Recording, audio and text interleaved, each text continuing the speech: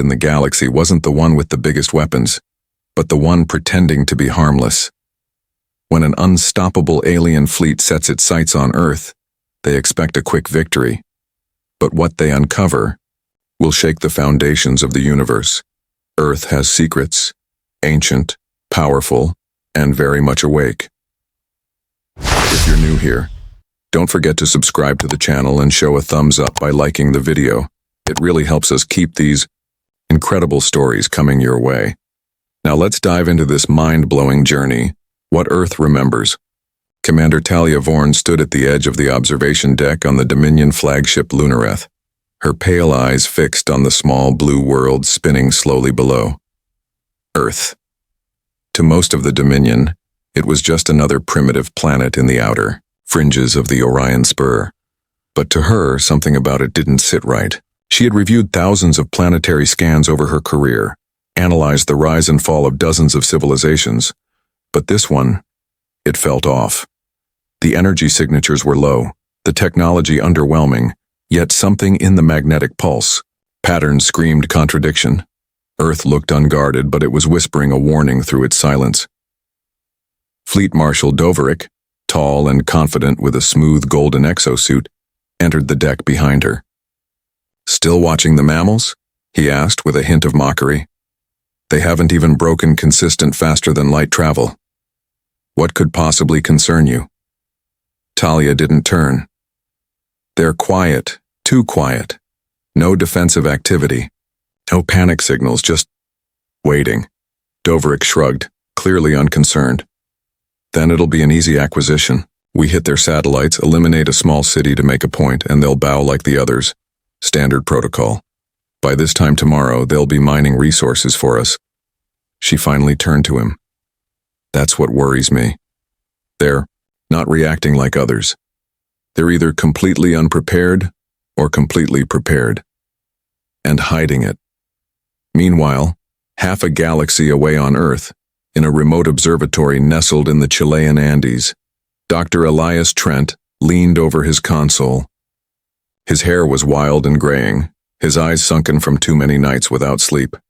He sipped lukewarm coffee as graphs scrolled across his screen. His assistant, Lonnie, yawned beside him. "Another anomaly?" she asked, peeking at the screen. Elias nodded slowly. "Eighth one this month. Gravimetric distortions near lunar orbit again. Subtle but patterned. Almost like calibration tests." "Natural or man-made?" Lonnie asked. "Neither," Elias whispered. "More like cloaked." He tapped into the deep space feed. Somewhere beyond the moon's dark side, something was casting shadows. Shadows that weren't there last week. On board the Lunareth, the invasion countdown began, rows of ships in formation ready to strike. The Dominion had done this before. They knew the routine.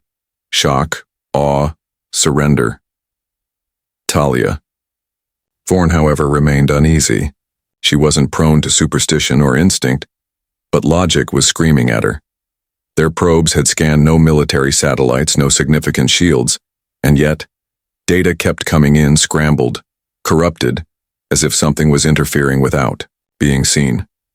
She approached the tactical station. "Run a resonance scan again. Look for sub-frequency noise, anything below detectable thresholds." The officer frowned. "Ma'am, we've already—" "Do it," she said sharply. The scan returned a few seconds later, a thin line pulsing faintly, repeating. A signal. A message. But not from the planet. It was coming from beneath the lunar surface. Talia's breath caught. The signal was ancient, fragmented, but unmistakably intelligent.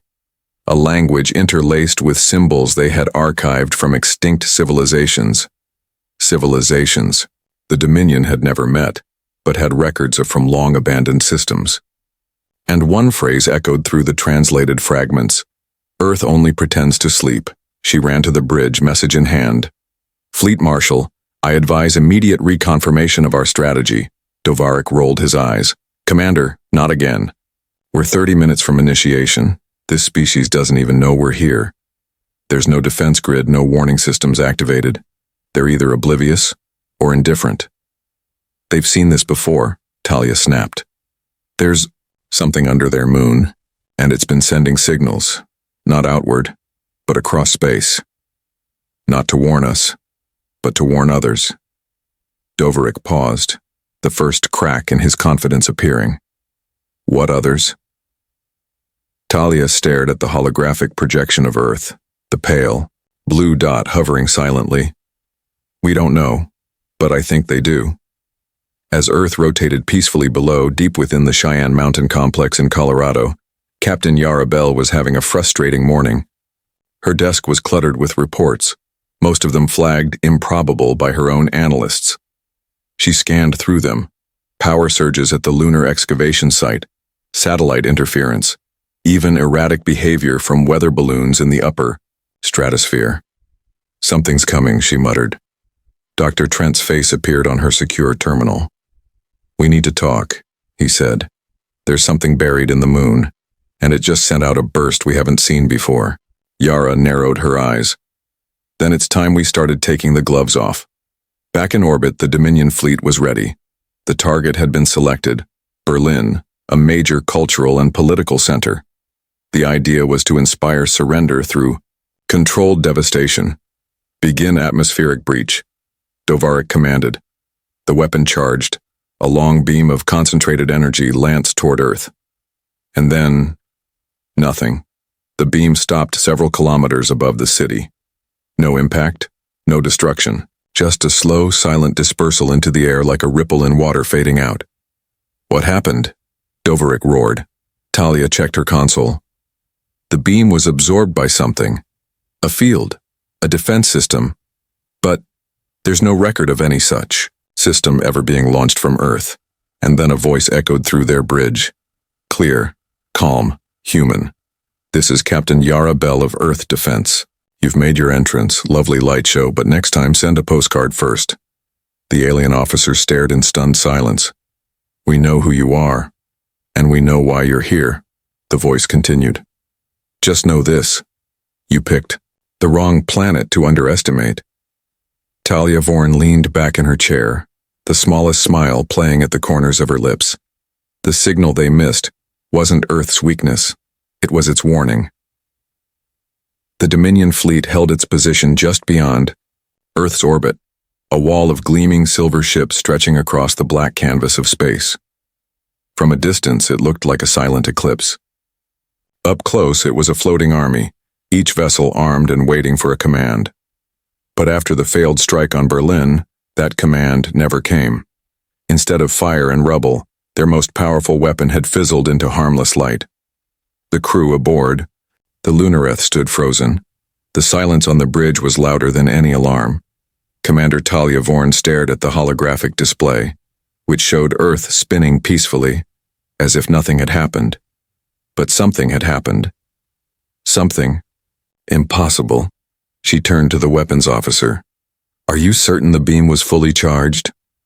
Yes, Commander, the officer replied, his voice shaky. All systems functioned normally, it just didn't work. Fleet Marshal Doverick stood stiffly, his jaw clenched tight. Run a full systems check. It must be a malfunction.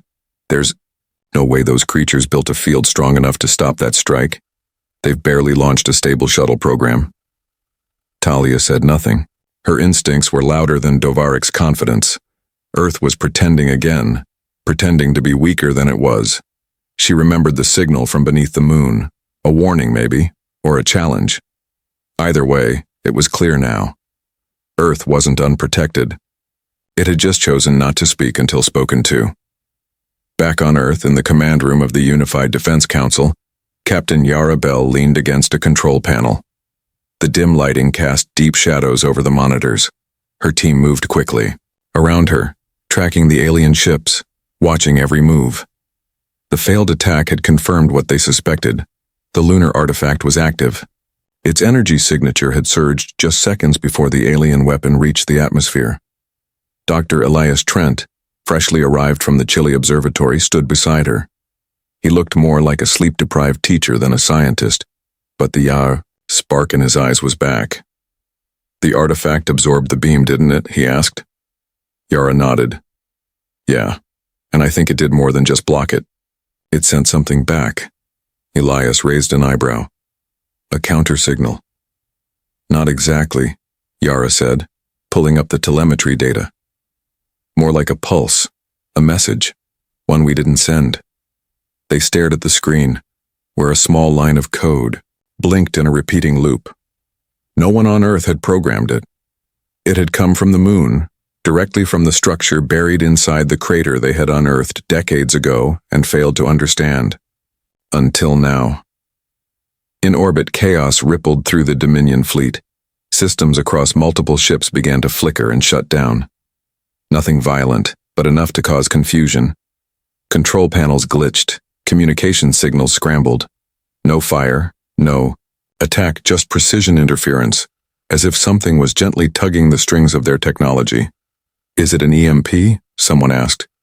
No, Talia replied. This is surgical, targeted. It's as if their systems knew exactly where to prod. Doverick slammed a hand on the nearest console. Send another strike. Target a different city this time. Let's see if this defense is global or localized. Sir, Talia warned, we need to reevaluate. They haven't retaliated yet. That alone should tell us something. But Doverick had made up his mind. Launch. The order went through. Another weapon system charged, this time aimed at Tokyo. The beam surged forward, only to vanish in midair, exactly as before. Talia watched the bridge crew's faces twist in confusion, then fear. She turned her eyes to the stars beyond Earth.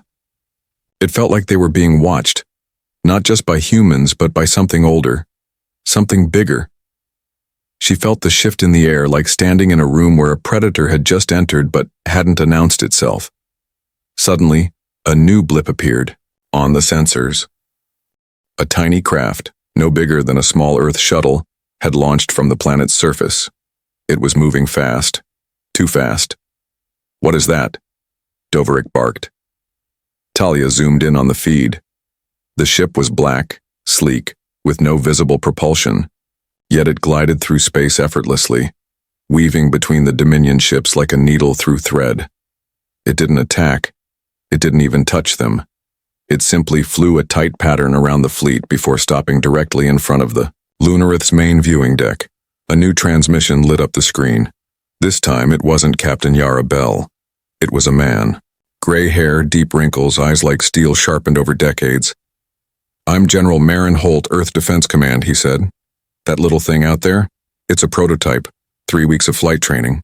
We've got thousands more. Just so you know. Doverick's voice cracked for the first time. What is the meaning of this? Holt gave a small shrug.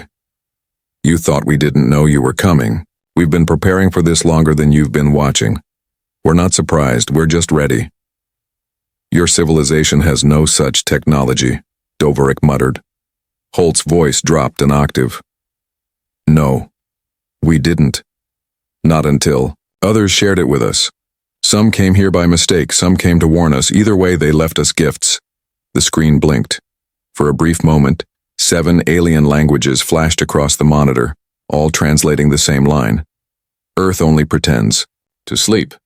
Doverick stood in stunned silence, and behind him Talia Vorn whispered under her breath.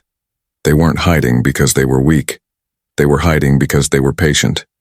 The shadows in orbit weren't just ships. They were warnings. And Earth was done playing along. High above the edge of known space, inside a heavily secured chamber of the Dominion archives, an old being sat in silence. Archon Kelrix had lived through many wars, many conquests, and many losses. His frame was thinner now, his limbs slower, but his mind was sharp, sharper than most in the high command. He reviewed the latest reports from the Earth operation, his long fingers tapping the ancient control panel with growing concern. 2 failed attacks, systems malfunctioning, a prototype ship from Earth maneuvering like a weapon of the gods. Something didn't fit. He had seen this before, not recently, but long ago, in a chapter of history buried by the Dominion's pride. He opened a file marked with the highest classification level, Omega Contingency, Planet 301X. The name Earth wasn't even used in the document, only a number. The report detailed a failed conquest, not by this current Dominion fleet, but by one from centuries ago. A different time, a different enemy. The file told of a planet where something ancient lay hidden, something the Dominion couldn't defeat. There were mentions of a species once known as the Architects, beings capable of altering planetary orbits and harvesting the power of stars. But they were long gone. Or so everyone thought. Archon Kelrix knew the truth. The Architects had vanished. Yes, but not before doing something unheard of. They had chosen extinction.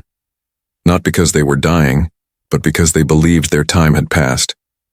They had reached a level of advancement where continuing to exist would only bring imbalance to the galaxy. So they ended themselves, and left behind only one thing: Earth. They made Earth a sanctuary, a vault of potential. They scattered fragments of their knowledge deep beneath its crust, encoded secrets into its moon, and set up a defense system, unlike anything the galaxy had ever seen. The final message they left had been clear. No species was to interfere with Earth's natural development. It wasn't just a planet. It was a test. Back aboard the Lunareth, Commander Talia Vorn stood in the war room, reading the strange language that had appeared on her console after the failed Tokyo strike. It was more than just words. It was a message, repeated in dozens, of dead languages known only through Dominion archaeological teams. The same sentence looping again and again. Earth only pretends to sleep. Talia felt a chill run through her. She remembered the buried signal under the moon, the one she had intercepted before the fleet arrived. She now realized it hadn't been a warning from Earth. It had been a beacon, reactivating something older than humanity itself. She began digging into Dominion records using her clearance.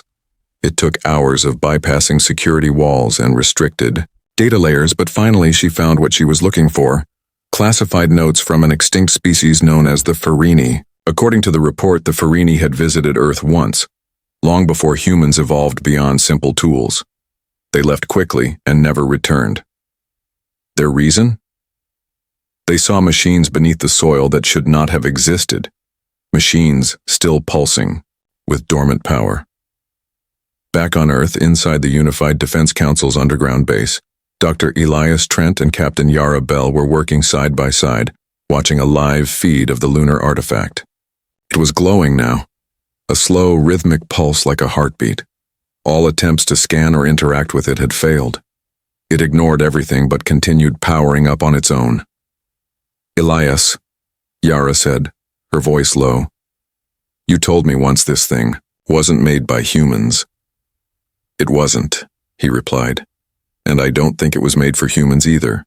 But it's responding to us. Maybe not to our commands, but to our presence. It's waking up." A new energy spike burst from the artifact. A beam of pure data shot across the sky, bypassing Earth's atmosphere and targeting the Dominion fleet in orbit. It didn't attack, it transmitted. Inside every Dominion vessel, screens flickered, speakers crackled, and images filled the air. The entire fleet was being shown something. Visions of cities that floated in the sky, machines that bent time, great towers of crystalline light. And then, silence. Fleet Marshal Doverick stormed into the control center, red-faced. What was that? A psychological attack? Propaganda? Talia turned to him, her voice calm but cold. No. That was history. The history of the ones who were here before us. "They're dead," Doverick said. "So what does it matter?" "It matters," Talia replied, "because they died on purpose, and they left this planet behind as a message, or maybe a mirror. They want to see who's coming next." Doverick stepped back. "You mean they're testing us?" Talia nodded.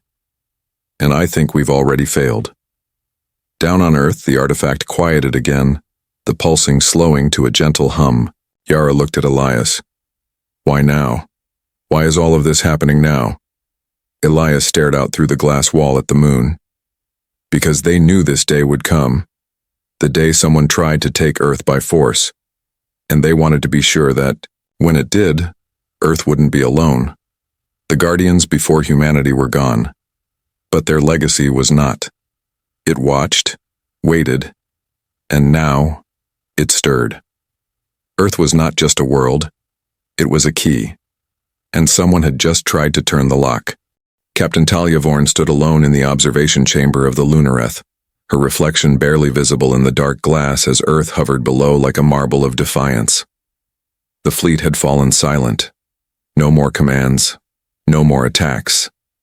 Even Fleet Marshal Doverick had stopped shouting. All eyes now turned toward the blue world that had, against all expectations, said no, and not with violence, but with something far more unsettling: control. Earth hadn't just survived the Dominion's assault, it had anticipated it. Worse, it had prepared for it.